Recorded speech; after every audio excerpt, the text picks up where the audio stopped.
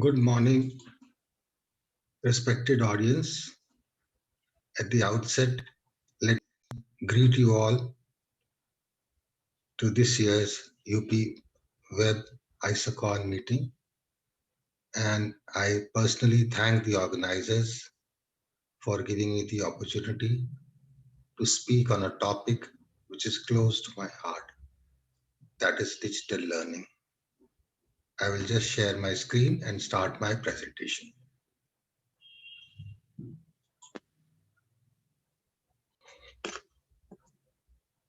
So the topic is meta learning in the digital garden. Well, it may sound confusing, but it is not. I will clarify the terms.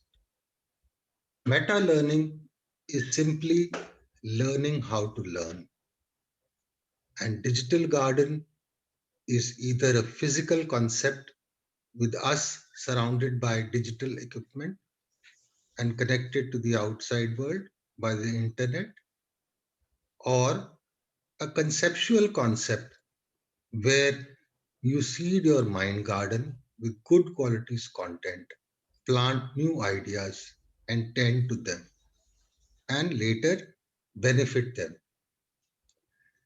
The generation effect states that any information is better remembered when you create your own version of it.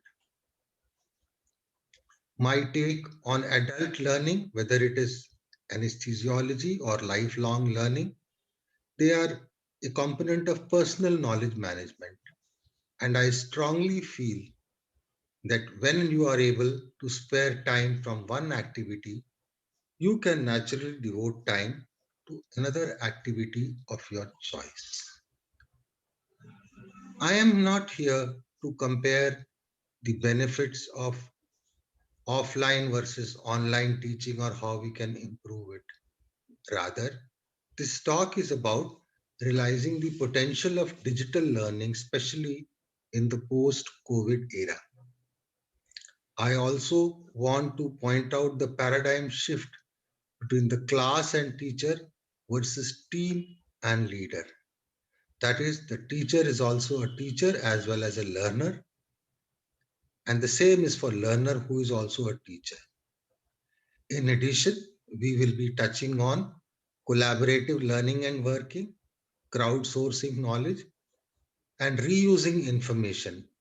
And all this I will be dealing from personal experience and scenarios from my own department here at Tirthankar Mahavir Medical College. But first, you have to prepare yourself. If you have to follow this path, you have to make a choice whether you want to use daily use software or any special software, whether you are fond of the written format or the digital format and the advantages it offers. You should also Google up for some time regarding HTML, markup languages, repetition, and progressive summarization, since the short time of presentation does not permit elaborate discussion on all topics. But we will try to answer a few questions like these. Why should we bother to capture information? The work is getting faster paced, so there is almost no time to do research. You are already consuming information. So why not make a little bit more effort and set up capture systems? After all, if they are set up well, they don't need much upkeep. But you may ask, why capture? If there is PubMed, if there is Google? Well, Google shows you the common denominator. It doesn't help you to gain insights as well as the depth.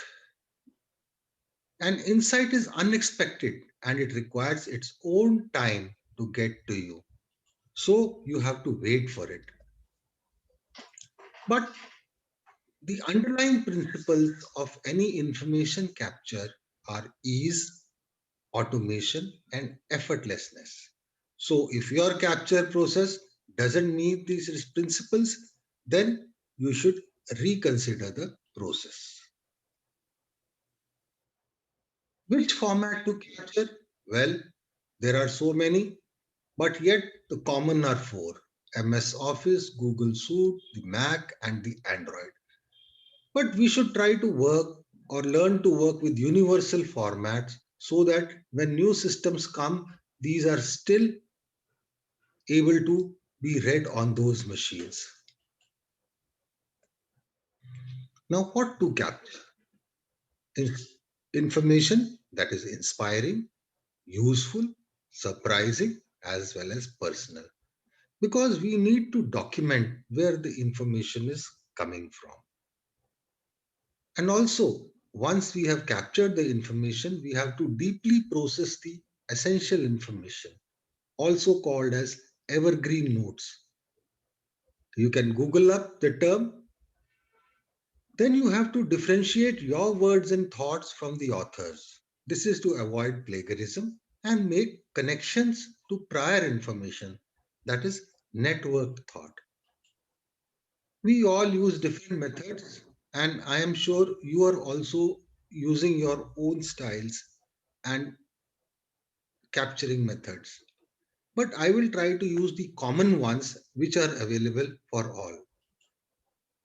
And these are the common ones which I will be discussing and focusing most of the time.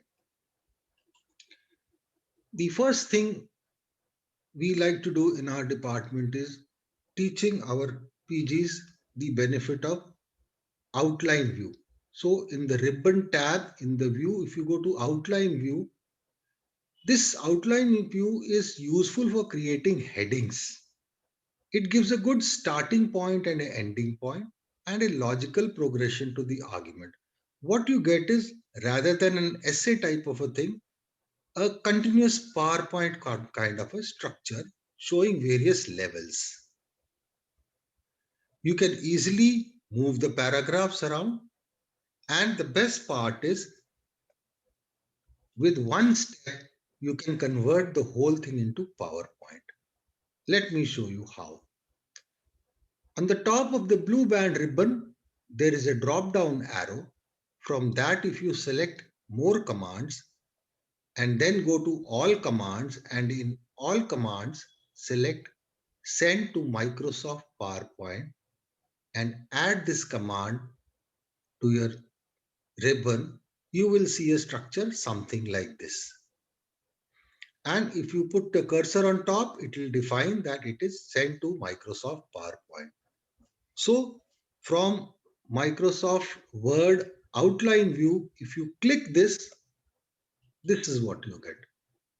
That is, all level 1 headings become the slide headings, all level 2 headings become the content below. And similarly, you can visualize level 3, 4 up to level 6.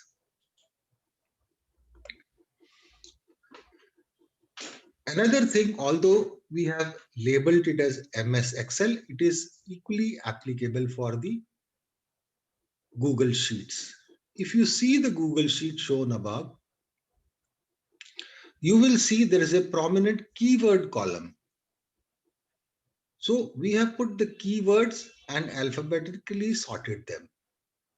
For example, in this case, we have selected the word crystalloid resuscitation. So in this, there is a link.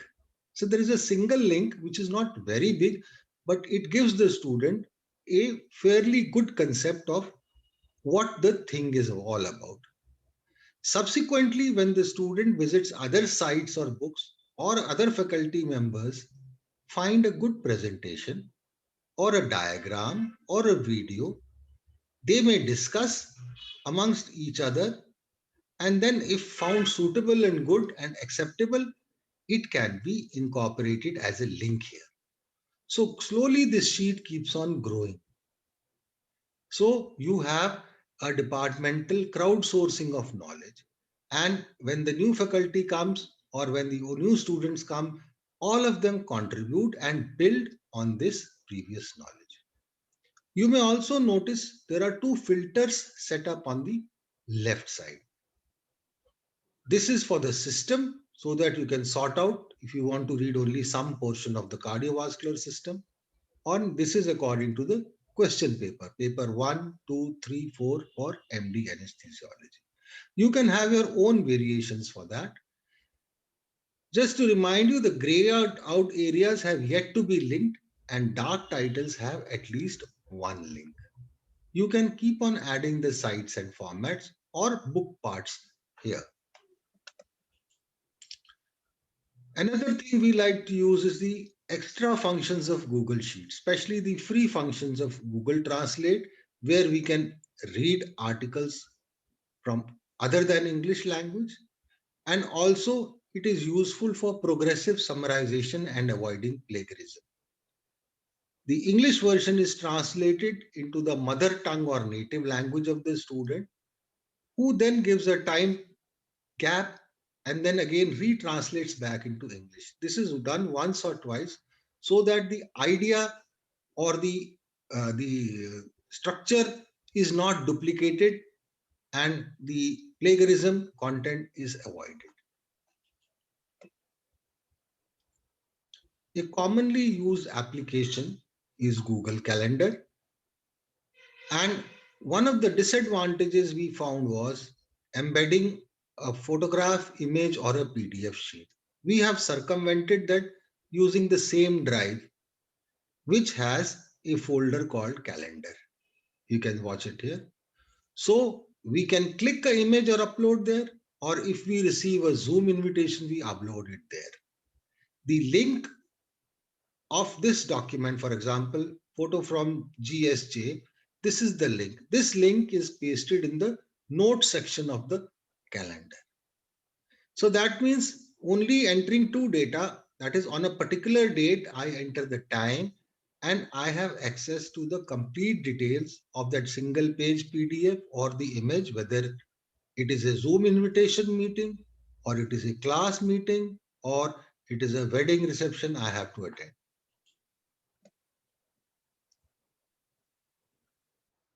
During our regular use, we found two disadvantages of mail.